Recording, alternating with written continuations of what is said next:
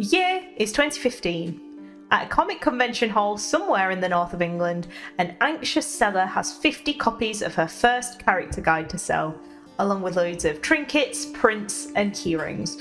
She tells you about her comic, which is going to be coming out soon, and she says, mythical creatures are not only real, but they have continued to live for hundreds of years. They must now learn how to take on human form and survive in the 21st century. A Welsh phoenix called Arthur Jones is the main character. He, along with two members of the mythic court, Robert Waterman, a Scottish Kelpie, and Peter Smith, an English silver dragon, are now working under the orders of the mythic King Sean, a sea serpent. Their task is to stop an evil wizard, the Crooked Man, who has designs on all humanity. The main villain has become the lead character, and he isn't really a villain. The story has opened up more widely than ever before, and now the world is alive with voice actors, music, and sound effects, and lots of interactive fiction elements. But how did we get here?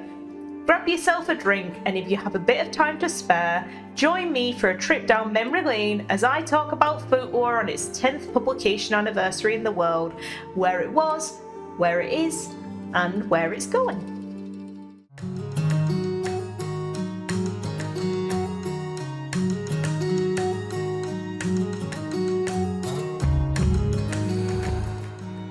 Hello friends old and new. I'm Sarah, a visual novel developer and now exposed previously comic book artist. I hope you're well and life isn't giving you too many lemons and not enough sugar to make all that lemonade. Although I'm sure the Crooked Man could help you with the sugar.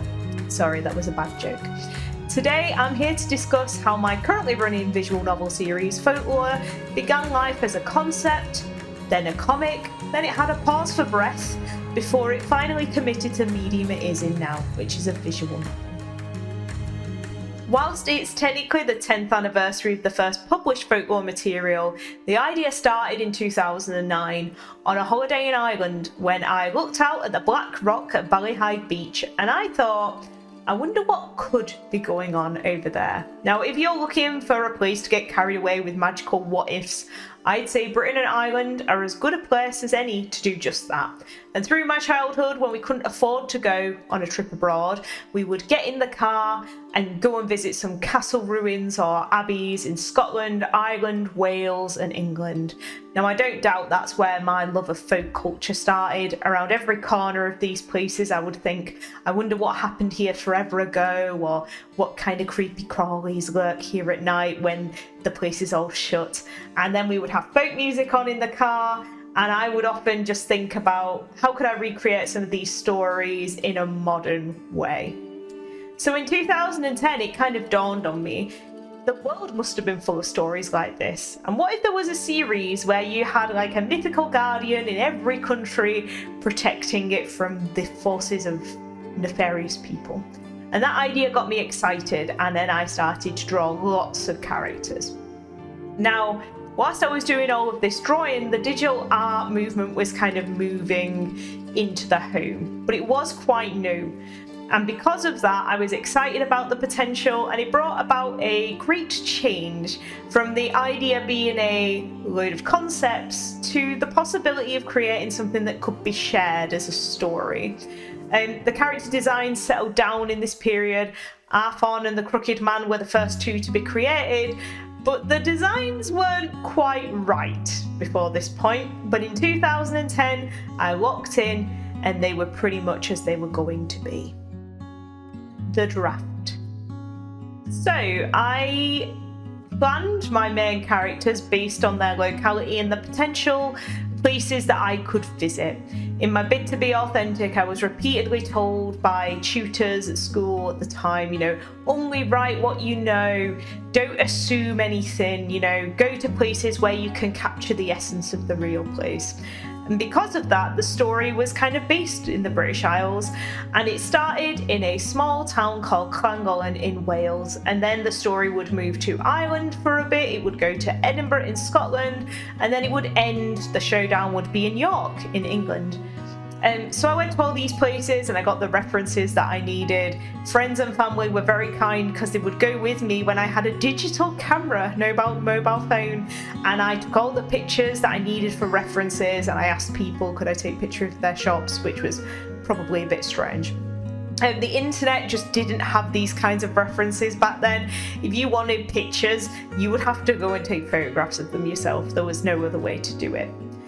Now, the next step was framing a story. I had got the materials for this concept book of the characters and the locations, but now was the time to write the story. My family includes a published author and another exceptional writer and my sister, and I had always assumed the role of the artsy musician, and I'd kind of convinced myself that I couldn't write in the same way as everyone else in the family did. And this illogically led me to think that comics would be an easier way to tell the story, and I don't think I could have been more wrong. Because my writing from a sequential art perspective lacked polish, the scope creep was very difficult to manage, and even when I was course correcting in these elements, I found that the story was just too ambitious. Some of the best characters came in very late. Some of the places from the locations of the character guide weren't appearing until very late in the story. And this was in a 4-book series, so we're talking book 3 and 4. Now, before I talk about that too much, I'll give you a bit of a context of the original narrative frame, and you might understand a bit more where the problem's set in. The story of the comic. So, Arthon Jones was the main character. Now, he had amnesia, and despite being told he was the hero of all mythics, he had no real memory of it, and he seemed really trapped between the human realm and mythic politics. Alongside him was a human girl called Jenny Pemberton, who was unremarkable, a foil who was meant to help the reader position their opinions on the world and what was happening, because mythics didn't always behave in human ways, and she would often make that observation. Robert remained the same. He was the medium and seer of the mythic court, but he worked alongside Peter Smith, and the pair were living and interacting in the same space at the same time as one another, and they were effectively like a contrast and harmonised pair. You know, Peter was cold and aloof, and Robert was warm and friendly. Now, they worked for Sean, because King Tyr didn't exist in the original version. Sean had a similar character to Tyr, and he really wanted Arthon to commit to the mythic lifestyle, and effectively he was holding mythics back from engaging in modern society because he was scared. There wasn't a strong bloodline story in it, it was just more that he couldn't accept change. So, the Crooked Man was an evil wizard who wanted to revive Pandemonium so that mythics didn't have to hide in the shadows and take human form. He felt that modern day living was too bureaucratic, and he wanted mythics to be free and authentic. He had a dragon familiar known as Ingrid. Now, she was Pandemonium's Needhog, so that's a bit of a Norse mythology nod. And Crooked himself was a mythic sympathiser, and he felt that Sean was kind of holding back progress, and just so he could control them, really, not for their benefit. Now, Jack and Jill were Crooked's henchmen, and they would do his dirty work for him, but they had like a very cynical, combative relationship. They had a bit of a Team Rocket dynamic in general, because ultimately none of them were very good at being bad. There were cameos of other characters that we know.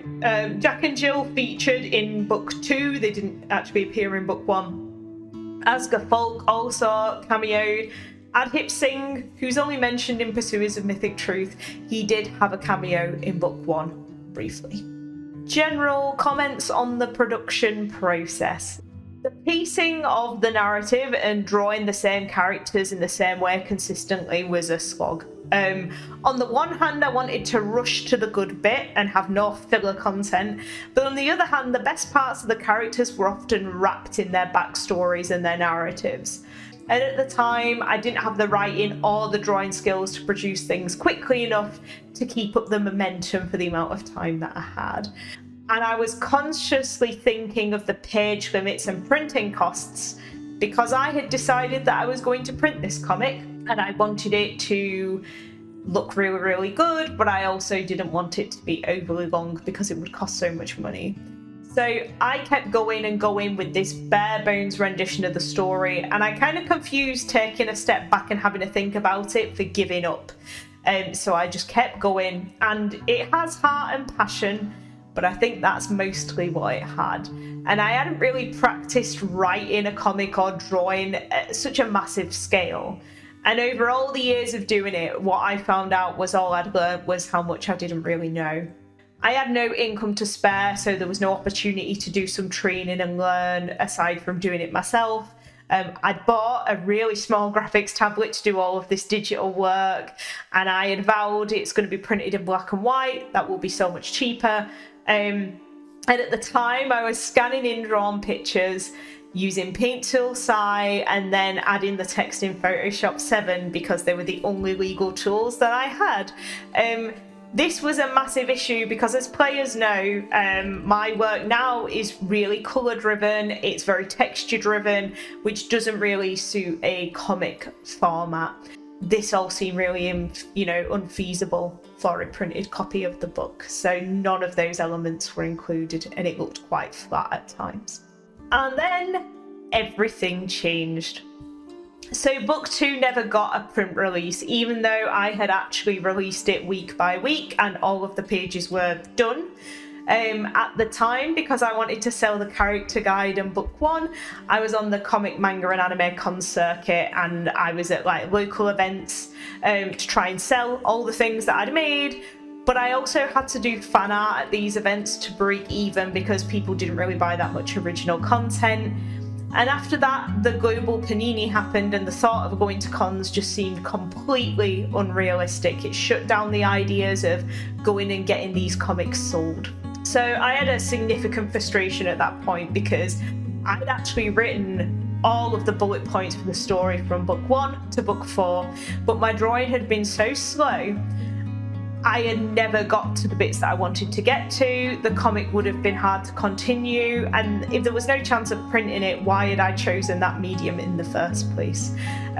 It just didn't look good enough in my mind. The style was changing from the beginning of one book to the next one, and not for the better. It was just more, it was becoming rushed. I used different techniques on different pages, but not in an artistic way. And also, I was living on my own at the time of the panini, and I knew that working on an isolated project on my own was the wrong thing to do. So I needed to increase my social contact, and it had been so hard to do the first 2 stories on my own with people around. The idea of just sitting in all the time and doing another 2 books was overwhelming.